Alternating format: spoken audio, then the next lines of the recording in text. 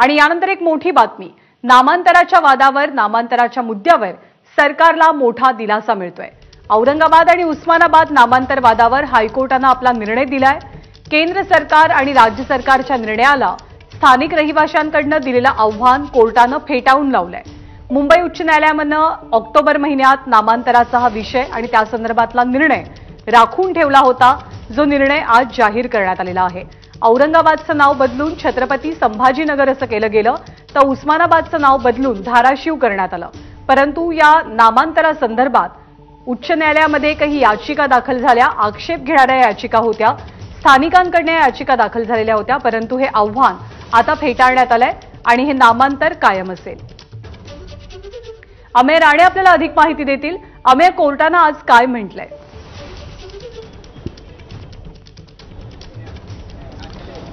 October 4 रोजी या संदर्भात मुंबई उच्च न्यायालयाने आपला अंतिम निकाल राखून ठेवलेला होता। तो निकाल जाहीर करताना राज्य सरकारने महसूल विभागाच्या अंतर्गत येणाऱ्या भागात किंवा त्या संदर्भातल्या येणाऱ्या प्रकरणांमध्ये औरंगाबाद आणि उस्मानाबाद यांचं अनुक्रमे छत्रपती संभाजीनगर आणि धाराशिव हे जे नामकरण करण्याचा निर्णय घेतलेला आहे तो अतिशय योग्य आहे।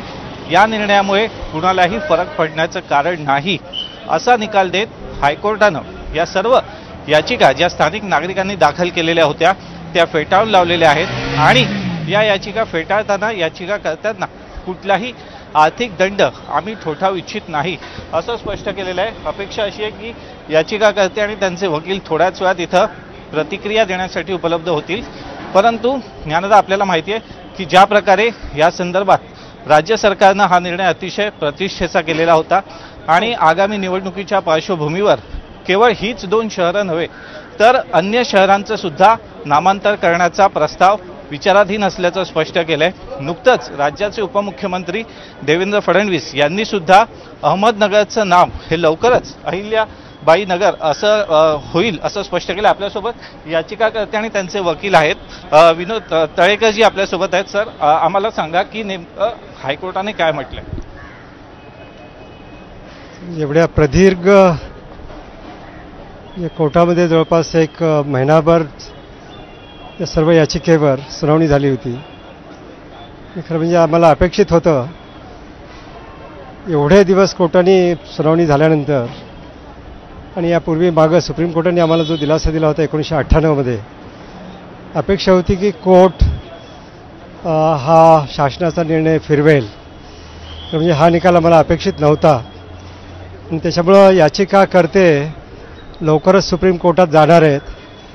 आज जो कोर्टाने निकाल दिला, कोर्टाने सांगितलं की याचिकाकर्त्याला कुठलाही अधिकार नाही आहे, त्याच्यामुळे याचिका मेंटेनेबल नाही आहेत, याचिका चालू शकत नाही आहेत। अशा प्रकारचा निकाल जो दिला तो खरं म्हणजे याचिकाकर्त्याला अपेक्षित नव्हता आणि लवकरच याच्याविरुद्ध एक 4-6 दिवसात आम्ही सुप्रीम कोर्टात जाऊ आणि 1998 मध्ये सुप्रीम कोर्टाने जो याचिकाकर्त्यांना दिलासा दिला होता तशाच प्रकारचा न्याय निकाल सुप्रीम कोर्टातून मिळेल आम्हाला।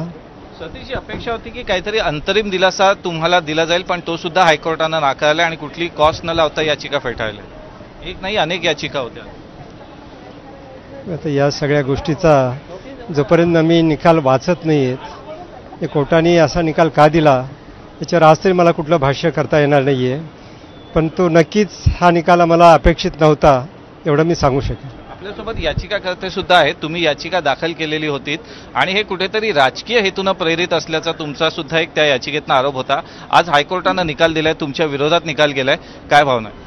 हायकोर्टाचा जर टायमिंग जरी बघितला तरी त्याच्यावरून लक्षात येईल की हा पूर्ण राजकीय हेतूने सुद्धा हा निकाल आलेला आहे। कारण महाराष्ट्रामध्ये आणि इथं इलेक्शन चालू आहेत आणि इलेक्शनमध्येच आमची ही याचिका फेटाळणं हे चुकीचं होतं आणि याचिका जरी फेटाळली असली तरी आम्ही आमच्या वकील आहेत सगळे कायदे तज्ञ ॲडव्होकेट तळेकर साहेब। नामांतरासंदर्भातली याचिका कोर्टाने फेटाळून लावलेली आहे आणि नामांतरावरती राज्य सरकारच्या आणि केंद्र सरकारच्या निर्णयावर शिक्कामोर्तब करण्यात आलाय। संजय शिरसाट आमदार सध्या आपल्यासोबत आहेत। संजयजी नमस्कार। कोर्टाकडनं शिक्कामोर्तब झालाय नामांतराच्या मुद्द्यावरती, आपली पहिली प्रतिक्रिया? आज कोर्टाने जो निकाल दिला त्यामुळं सर्वसामान्यांमध्ये आणि आमच्यामध्ये सुद्धा एक आनंदाची भावना आहे। एक अपेक्षित असलेला निकाल आज हायकोर्टाकडून आम्हाला मिळाला। अनेक वर्षांची आमची ही जी लढाई होती त्या लढाईनंतर सरकारने घेतलेला निर्णय आणि त्यावर काही याचिकाकर्ते जे पूर्वी सुद्धा गेले होते असं नाही, आणि सुप्रीम कोर्टाने कोणताही दिलासा दिलेला नव्हता, ही गोष्ट लक्षात घ्या. सुप्रीम कोर्टाने त्यावेळेला असं सांगितलं होतं की नामांतर करण्यापेक्षा इतरही महत्वाचे मुद्दे म्हणजे शासनाकडे आहेत किंवा राज्यकर्त्याकडे आहेत त्याकडे लक्ष द्यावं एवढं बोललो होतं. ना त्यांना फेटाळलं होतं ना त्यांची अपील मान्य केली होती. म्हणून आज जे सुप्रीम हायकोर्टात जो निकाल दिलाय हा खऱ्या अर्थानं संभाजीनगरची जी जनता अनेक वर्षापासून लढत होती आणि माननीय शिवसेना प्रमुख बाळासाहेब ठाकरेंनी जे या शहराचं नामांतर केलं होतं त्यावर आज शिक्कामोर्तब झाल्याचं समाधान आम्हाला आहे. एक छोटासा प्रश्न विचारते. याचिकाकर्त्यांनी नुकतंच म्हटलेलं आहे की आरोप केला किंबहुना त्यांनी की आत्ताचा निर्णय निवडणुकांच्या पार्श्वभूमीवर आलाय कोर्टाचा, त्यामुळे तो राजकीय हेतून प्रेरित आहे. हायकोर्ट निकाल हा तुमच्या निवडणुकीत चालू असो का नसो त्याला तुम्ही आदेशित करू शकत नाही. पण काही लोकांना जर एखादा निकाल विरोधात गेला तर निवडणुकीचा त्याला आपला किनार द्यायची. जर समजा हा निकाल जर कोर्टाने आमच्या विरोधात दिला असता तर काय बोलले असते, आमचा विजय झाला. अशा दोन बाजू घेऊन चालता येत नसतात. कोर्ट आपल्या प्रोसेस प्रमाणे निकाल देत असते, आपल्या प्रोसेस प्रमाणे जात असते. म्हणून त्याला अदरवाईज घ्यायचं कारण नाही. त्यांना आणखी सुप्रीम कोर्टात जायचे मार्ग मोकळे आहेत, त्यांनी ते जावं. धन्यवाद संजय शिरसाटजी, आपण प्रतिक्रिया दिलीत आपली त्याबद्दल. तर राज्य सरकारला मोठा दिलासा, नामांतरासंदर्भातल्या याचिका हायकोर्टानं फेटाळून लावल्यात आणि नामांतराच्या निर्णयावरती शिक्कामोर्तब केलंय.